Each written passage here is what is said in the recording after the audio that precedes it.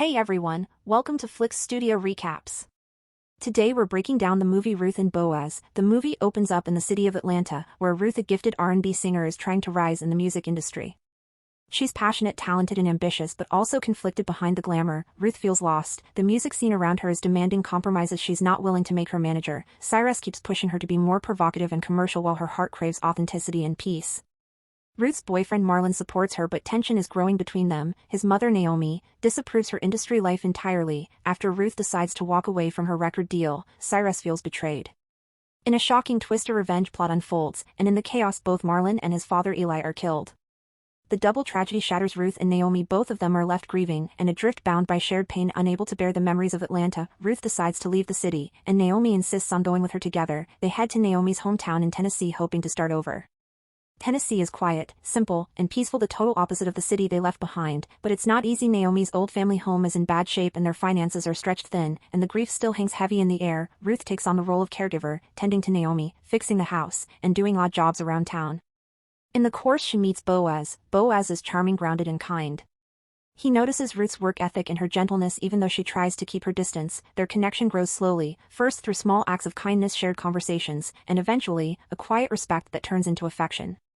Naomi notices this too. At first she's skeptical, she doesn't want Ruth to get hurt again. But over time, she softens, realizing that Boaz might be the very person God has placed in Ruth's path for healing. Just as life begins to feel peaceful again, the past catches up. Cyrus, Ruth's former manager, finds out where she's living and shows up in Tennessee during a community event at Boaz's vineyard, the same night Ruth performs for the crowd. His presence sends chills down her spine. Later that night, disaster strikes. Boaz's vineyard catches fire, an act of arson clearly linked to Cyrus. The community is shaken and Naomi falls sick under the stress, and Ruth blames herself, convinced that her past mistakes have brought danger to everyone she loves. She decides to leave again, thinking she's protecting them by walking away, but Boaz won't let her go so easily, telling her that faith isn't about running, it's about standing firm and facing what's broken. Cyrus returns one final time, confronting Ruth and Naomi at their home. The encounter turns violent, but Naomi courageously intervenes, protecting Ruth by shooting at Cyrus, and the police arrives just in time and Cyrus is arrested.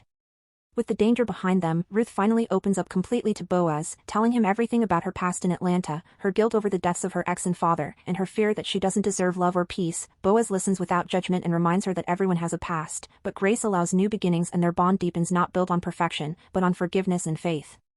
The vineyard, damaged by fire, becomes a symbol of rebirth. When Boaz gets to taste the wine made from grapes affected by the flames, he discovers it's richer, deeper, and more complex than before. What was once destroyed becomes something extraordinary. He names the new blend R&B Ruth and Boaz, but also a nod to Ruth's musical roots. Finally, Ruth and Boaz get to marry in a heartfelt ceremony surrounded by friends and family. Ruth's music career finds new life, but not in the industry machine she left behind, but through soulful, faith-inspired songs that reflect her journey. Joyfully, Naomi, watching from the sidelines, smiles with tears in her eyes as she watched them marry as the movie comes to end. What do you think about Ruth and Boaz? Are they a perfect match? Tell us. Hope you enjoyed this recap. Don't forget to hit that like button, subscribe, and ring the notification bell for more faith-based movie reviews every week.